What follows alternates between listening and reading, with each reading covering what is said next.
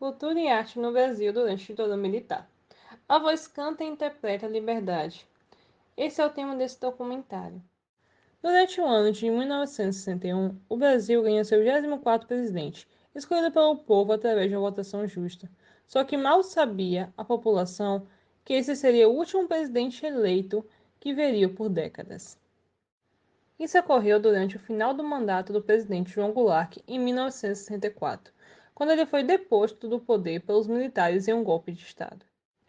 Nesse documentário, você irá presenciar fatos e acontecimentos ocorridos durante o regime de censura e falta de liberdade no Brasil, imposto pelos militares durante o golpe, desde seu início, em 1964, até seu final, em 1984. Neste período, houve ao todo 5 presidentes militares, eleitos através de eleições indiretas não democráticas que ocorriam somente entre a junta militar e o Congresso. Olá a todos, hoje eu e meu amigo Marcos iniciaremos uma pequena discussão, só para citar os nomes importantes e suas consequências, do período da ditadura militar no Brasil. E antes de iniciarmos essa discussão, não poderíamos deixar de falar de Humberto Castelo Branco. Então, esse cearense ficou no poder entre 1964 até meados de 1967. Ele foi um general, porém foi transferido para a reserva no cargo de marechal. Durante seu mandato, instituiu algumas coisas importantes, como o Serviço Nacional de Informações, o SNI. Os partidos que existiram naquela época foram duramente reprimidos e fechados, passando a serem permitidas apenas 2 legendas: a Aliança Renovadora Nacional, a Arena, que era governista, e o Movimento Democrático Brasileiro, o MDB, de oposição. Castelo Branco também promulgou a Constituição de 24 de novembro de 1967, que institucionalizava a ditadura no Brasil. No seu mandato, diversas vítimas da ditadura militar, nos quais se destacam alguns políticos, como governadores, deputados, ex-presidentes e lideranças civis, também estão nesse pacote, não é?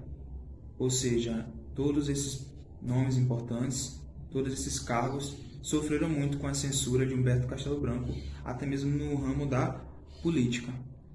E em 1967 foi aprovada a Lei de Imprensa, que limitava as liberdades de pensamento e informação e era mais uma expressão do caráter arbitrário deste regime. Não podemos deixar de fora, Lucas, o Marechal Costa e Silva, que entrou na política com o objetivo de restabelecer a democracia. Porém, foi visto como inimigo pela linha dura ultracionalista, que deu plenos poderes a ele para aumentar a repressão e caçar os políticos, de acordo com o Constitucional número 5. Porém, ele ficou doente em seu antigo mandato, e a junta militar ficou em seu lugar. E, por exemplo, os integrantes que eu vou citar é o Almirante Rademacher e o Brigadeiro Márcio de Souza, que deu um grande avanço à ditadura militar. Trouxe vários planos que a ditadura trouxe algo nunca imaginável no nosso país.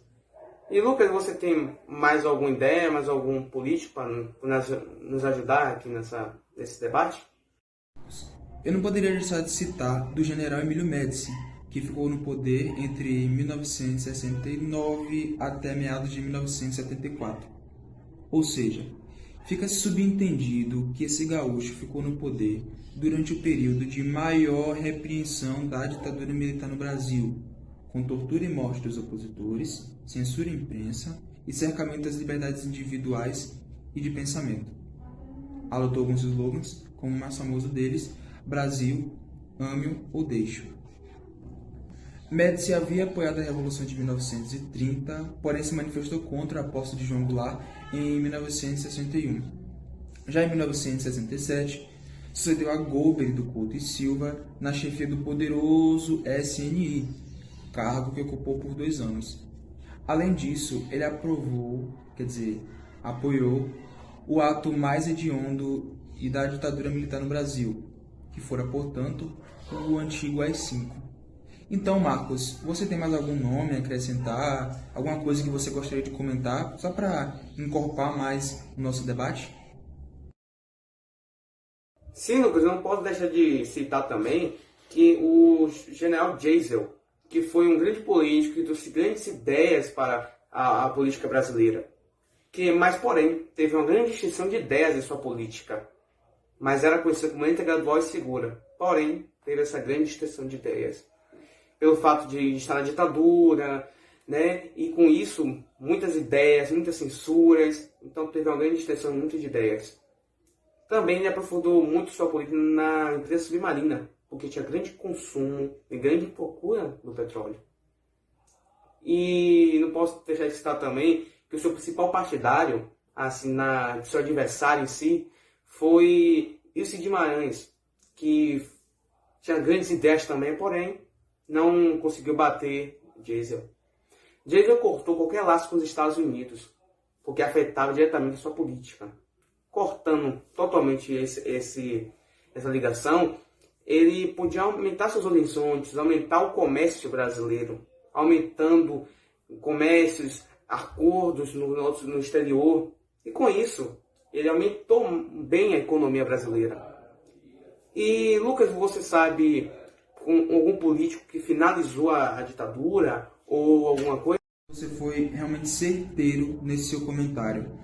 E justamente para encerrar o nosso debate, que na minha opinião foi muito produtivo, até o pessoal de casa deve concordar com o meu pensamento, eu não deveria deixar de falar sobre João Figueiredo, um dos nomes mais importantes deste período da ditadura.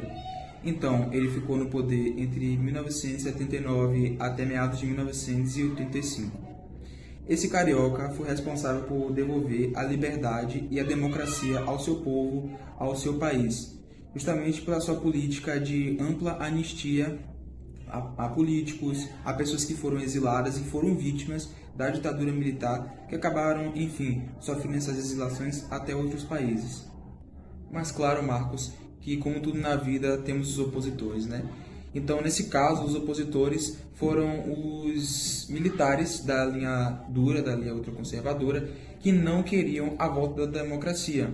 Tanto que fizeram ataques, atentados ao próprio governo, ao mandato deles e tal, depredaram ruas, fizeram manifestações. Então, claro que houve sim uma oposição neste caso. Mas aqui já vamos ter um momento de glória da nossa república. Então, João Figueiredo foi o presidente que ficou mais tempo no cargo, então por volta de 6 anos, e ele acabou abrindo caminho para as eleições diretas e para a volta da democracia. Tanto que o ponto-chave deste período foi 21 de abril de 1985, quando, por meio destas, das eleições diretas, José Sarney ele acabou ascendendo ao poder, trazendo mais flexibilização e trazendo de volta o período chamado Nova República, claro, trazendo a democracia de volta, dando fim, portanto, aos 21 anos de regime militar no Brasil. Durante o governo militar, vários grupos se destacaram na luta contra a opressão. Atores, músicos, cineastas, poetas e escritores se uniram em busca da liberdade. Apesar de condenados pela opressão, pelo medo de sofrerem com a censura, todos contribuíram com o que sabiam fazer de melhor. No universo da leitura, houve vários impasses, entre escritores de livros, jornais e revistas contra a ditadura militar. Eles utilizavam seus meios de trabalho para levar mensagem contra o regime. Durante o regime militar iniciado em 1964, vários escritores brasileiros espelharam impasses do país, através de livros, jornais e revistas. Na época, os romances e poemas, escritos por homens e mulheres que se opuseram a esse regime, eram omitidos pela censura, e muitos escritores viviam sob o risco de serem presos por ordem dos militares, por causa da lei do ato institucional de número 5. Foi proibida tanto a publicação quanto a circulação dos volumes de livros relacionados à temática social e política. E cerca de 140 livros de autores brasileiros foram oficialmente vetados pelo Estado durante o período. Um desses escritores que foi censurado pela ditadura é José Rubem Fonseca, que teve várias de suas obras censuradas pela ditadura militar, por abordarem em um estilo direto e seco a luxúria, a violência urbana em um mundo onde marginais, assassinos, prostitutas miseráveis e delegados se misturavam. Muitas obras literárias brasileiras foram criadas durante o regime militar, mas infelizmente, Muitas delas foram proibidas e apagadas durante o regime, deletando parte da nossa história. A literatura durante o regime militar brasileiro sofreu duros golpes da repressão estatal à época. Muitas obras literárias foram proibidas e censuradas, as quais muitas agora são reconhecidas nacionalmente e até mesmo no exterior.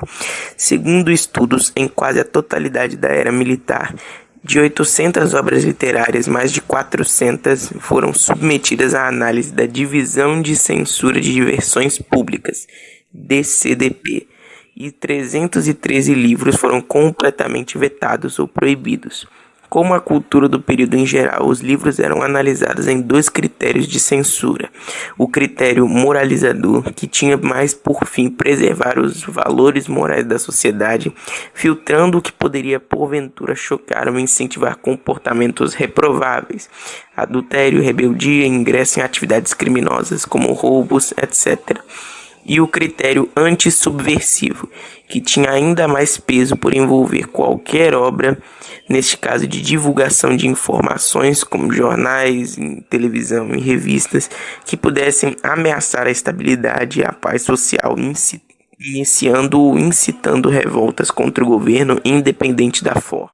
Durante essa ditadura, muitos jornais e revistas foram censurados.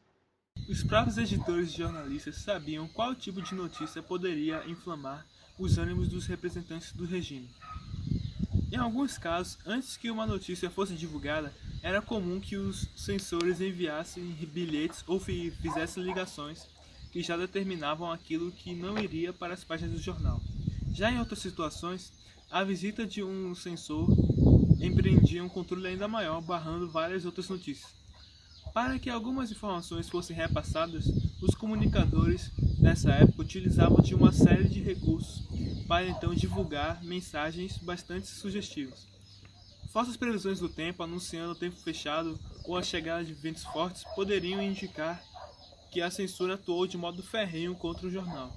Buscando a denúncia da ação da censura, alguns jornais começaram a ter maior liberdade para cumprir a sua função pública original. Ademais, a censura não esteve presente somente na ditadura militar. Esse tipo de controle já é bastante antigo em nosso passado, sendo já percebido durante a colonização. Naqueles tempos, a coroa portuguesa e os inquisidores da igreja atuavam na busca de publicações que pudessem ter conteúdo inapropriado. Afinal de contas, o impacto de uma denúncia ou a realização de alguma crítica poderia instigar a oposição ao governo e, em pouco tempo, ameaçar a longevidade do regime. Já no mundo do cinema, foram produzidas várias obras que também foram censuradas pelo regime. Oi, meu nome é Júlia, eu vou falar sobre o cinema na ditadura militar brasileira. O cinema novo defendia um cinema mais autoral, fora dos grandes estúdios, com personagens e imagens mais naturais. Principalmente depois de 1975, o governo militar passou a financiar obras que não lhes agradavam. A Embrafilmes, órgão estatal responsável pela produção e distribuição de filmes, foi um grande responsável na participação dos filmes nacionais no mercado cinematográfico, conseguindo inclusive inserir filmes nacionais no mercado internacional e nacional, fazendo-lhes ter um relativo sucesso.